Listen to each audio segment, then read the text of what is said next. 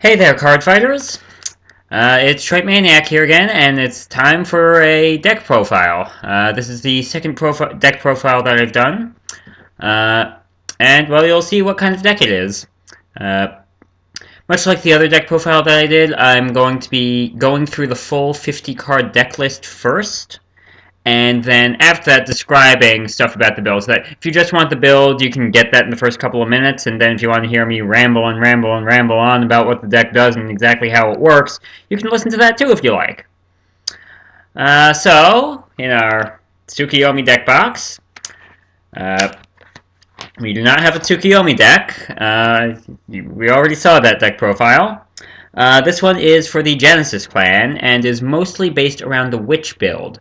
But it's different from other Witch builds I've seen, and I've used it in a couple tournaments, and people have told me to, or have asked me, hey, like to find out about your build, and so I figured, the world deserves to know what came out of my sick, demented mind.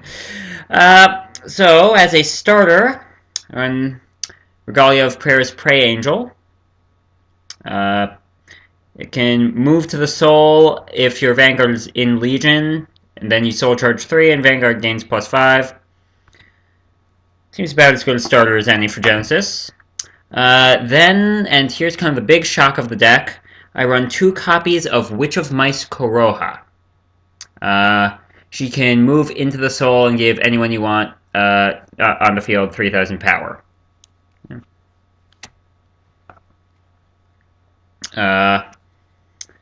4 copies of Lemon Witch Limonccino. Critical trigger, no surprise there. 4 copies of Battle Maiden Kukurihime. Another critical trigger. Yeah. She can also move to the soul and give anyone you want +3. 4 copies of the Regalia critical trigger. Regalia of Farsight Clear Angel. There. Yeah. And 4 copies of Witch of Big Pots Laurier, the heal trigger for witches. Nothing particularly surprising about the trigger lineup. It's 12 critical. The deck gets enough draw power on its own, trust me. Next, 4 copies of the Perfect Guard, Witch of Strawberries Framboise. I'll go into a bit as to why I run 4 PGs, no quintet walls. You have 3 copies of Witch of Orange's Valencia. Her skill is when Soul Blasted, you can Soul Charge 2. If you have a Genesis Vanguard, which you always do, because they're all Genesis in this deck. 3 copies of Witch of Frogs Melissa. When she is Soul Blasted, you can Counterblast 1, call her to a rearguard circle. It does not need to be an open rearguard circle. And 4 copies of Witch of Cats Cumin. It's an alluring succubus clone. When placed on Vanguard Circle or Rearguard Circle, Soul Charge 1. Pretty handy for Genesis. And she's a witch. So that's good too. Why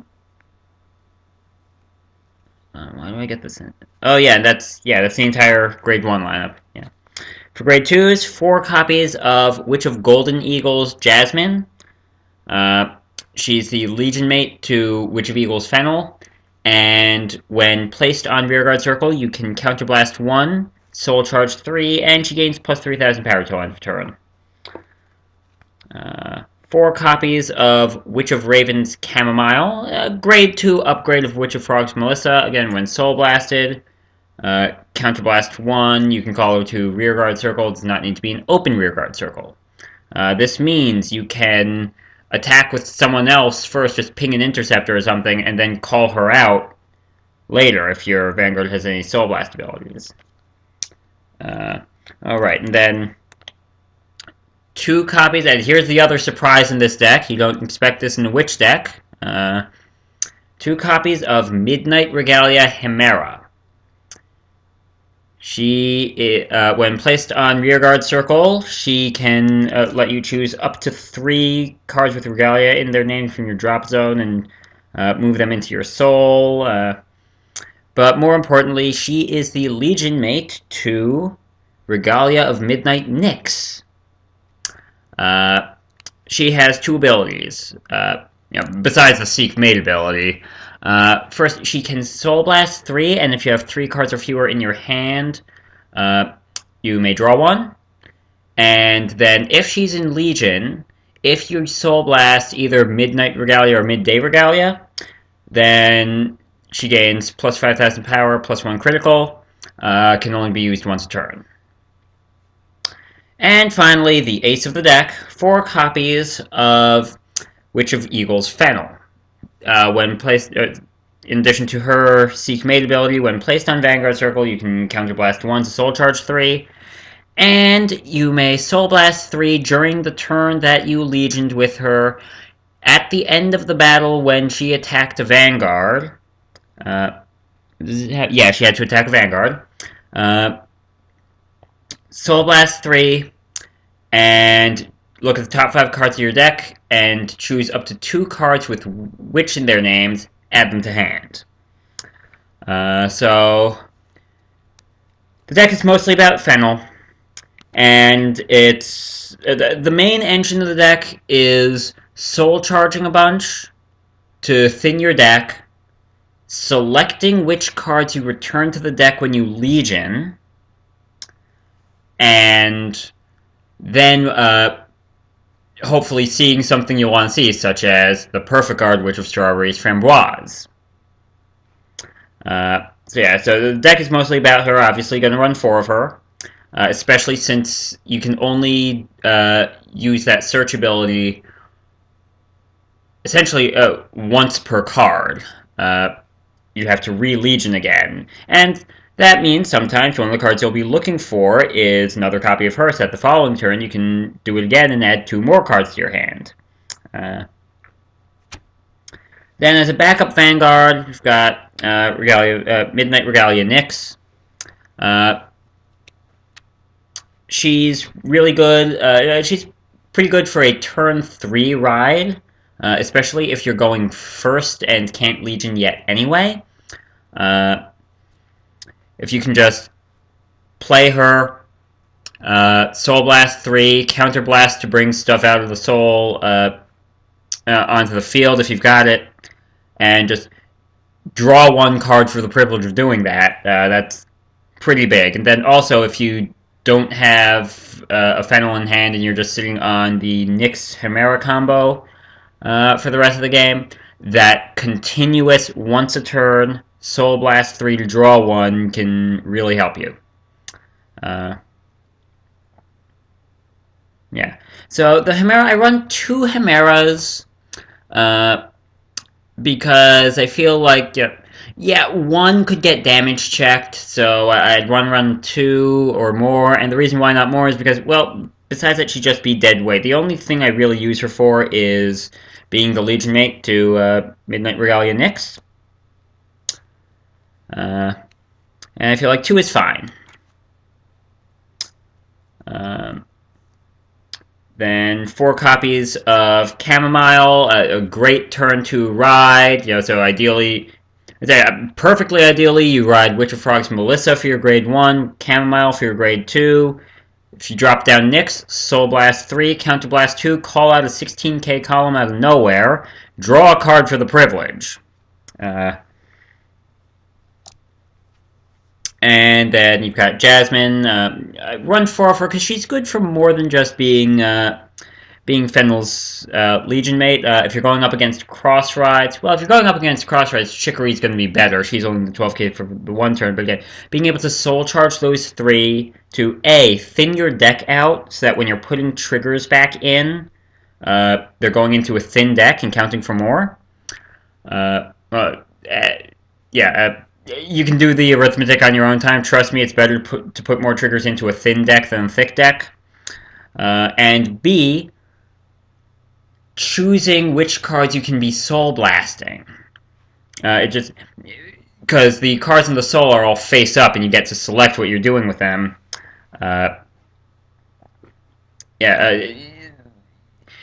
It's almost like how in many games the idea behind card advantage is giving you more options. This is that same card advantage idea applied to the soul. Witch of Cats Cumin, here's why I run 4 of her. Suppose that I do not have a Fennel in my opening hand, and I do have a Nyx. So, Prey Angel is my starter. I'm going to ride a grade 1. I'm going to ride a grade 2. Then I'm going to put Nyx on the field.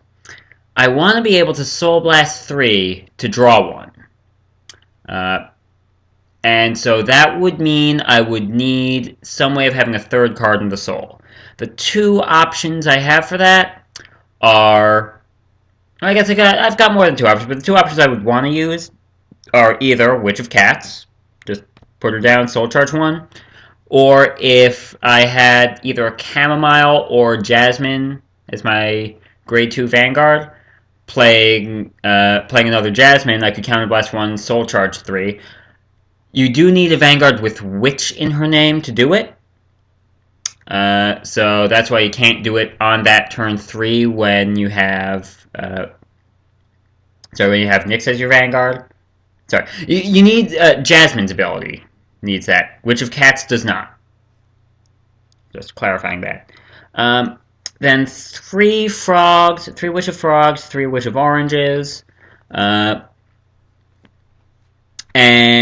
that's really because I couldn't decide which one I liked better, and I wanted 14 grade 1s. And that's what there was room for. Witch of Frogs, her main point is just obviously Soul Blasting her lets you call out a booster out of nowhere, especially if you're going up against Kagero or Narukami or any other good control deck. Being able to call stuff out is big. It's sad to only run 3 just because how many boosters do you really end up needing to call when all is said and done? And Witch of Orange's Valencia, when she's Soul Blasted, you can Soul Charge 2. So, it gives you that card advantage factor to the Soul of having more options with what you can Soul Blast. And then 4 Perfect Guards.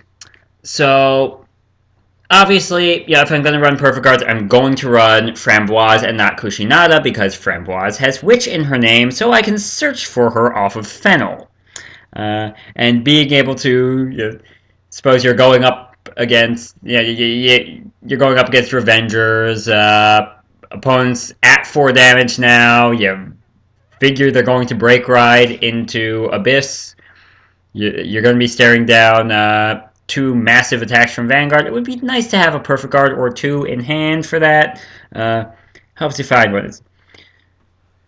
Now, why her and not Barrier Witch Grain? The Shadow Paladin clan generic Quintet Wall. First of all, I don't want to lose the Forerunner ability if I have to ride her.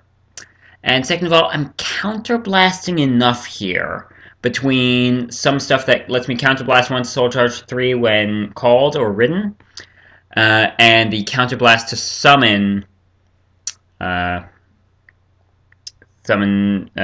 Melissa and Chamomile.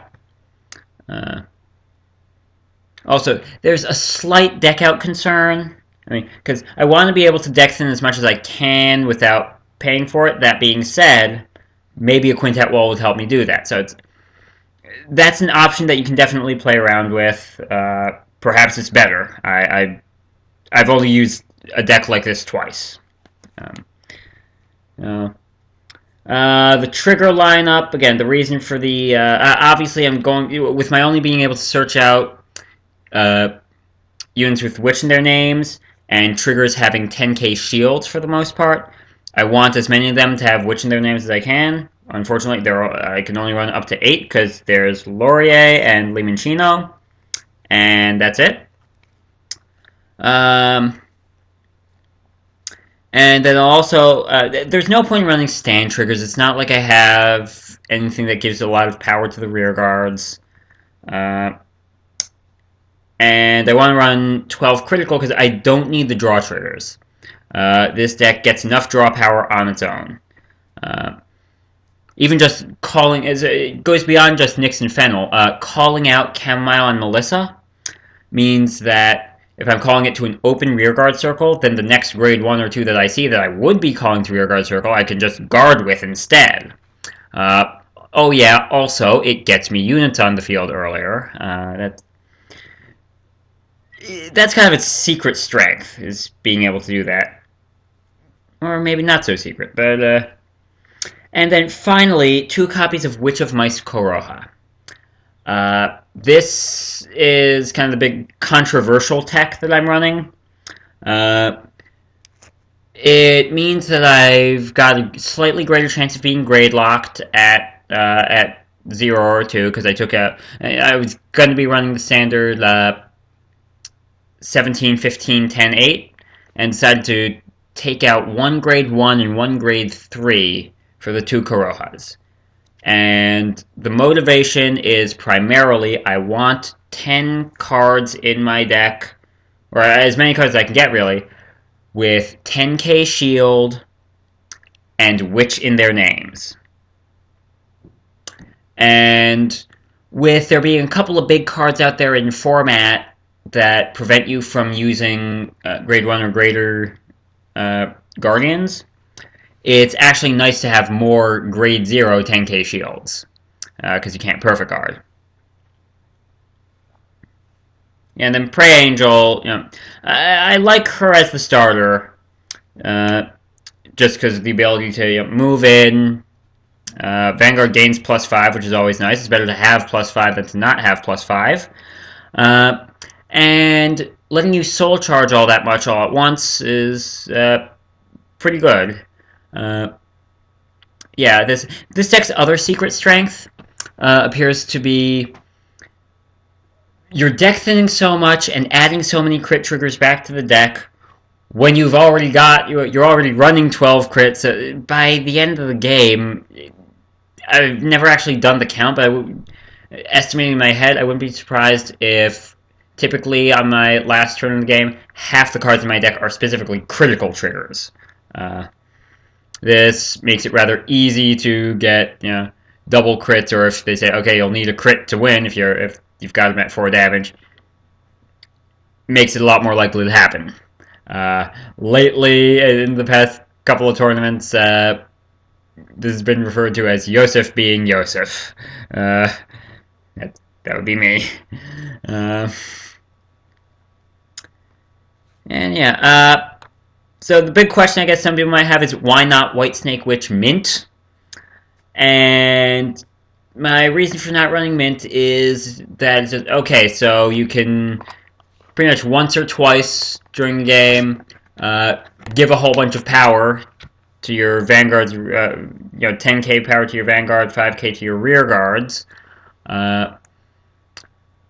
But it's just, so you have to pick when you're going to do that, because if you're doing it when your opponent was planning on taking the hit anyway, then the extra power is just wasted.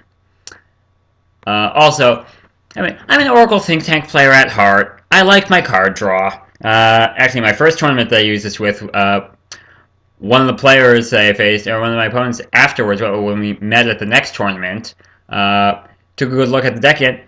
When he saw it was Genesis, he was surprised. He thought I was using OTTs the whole game, because it plays like an OTT deck. But yeah, White Snake Witch Mint, if you see her too early, and so you don't, or if you get her and you don't have enough cards in soul, she just becomes dead weight. And while this deck does have some, does get a bit of criticism for not having an end game finisher like White Snake Witch Mint. Roommate's home. Okay.